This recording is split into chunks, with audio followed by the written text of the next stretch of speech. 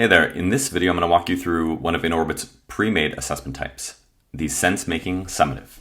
When you search for a performance expectation on InnerOrbit, you'll see these pre-made assessments pop up first. Clicking into the sense-making summative, we can see that there's a phenomena for students to apply what they've learned in your classroom. It's important to note that the sense-making summative and the scaffolded formative contain two different phenomena. We want students to take formative assessments with one phenomena and summative assessments with a separate phenomena so that we can assess whether they can take what they learned and apply it to something novel. The sense-making summatives are ready-made assessments for you to use at the end of a unit or course of study or lesson.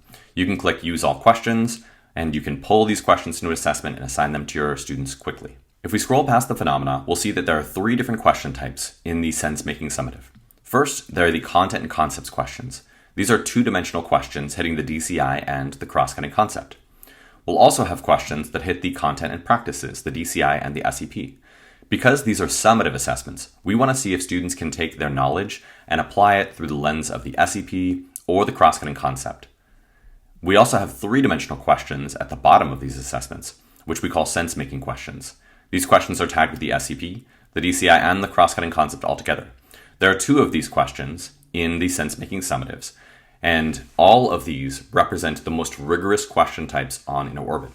For a summative assessment, we're not interested in seeing whether students have knowledge. We want to see if they can apply that knowledge to make sense of a novel phenomena.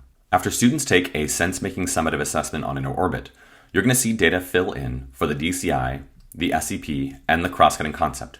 Because we only have two-dimensional and three-dimensional questions on this assessment, you're going to see both data filling in for the DCI and the SEP, or for the DCI and the cross-cutting concept for those two-dimensional questions.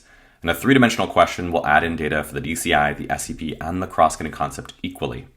In this way, we can see if students can apply their knowledge through the lens of one of those other dimensions, the SEP or the cross-cutting concept. And because these standards are intended to be three-dimensional, this represents a summative performance, students applying their knowledge through those different lenses of the other dimensions.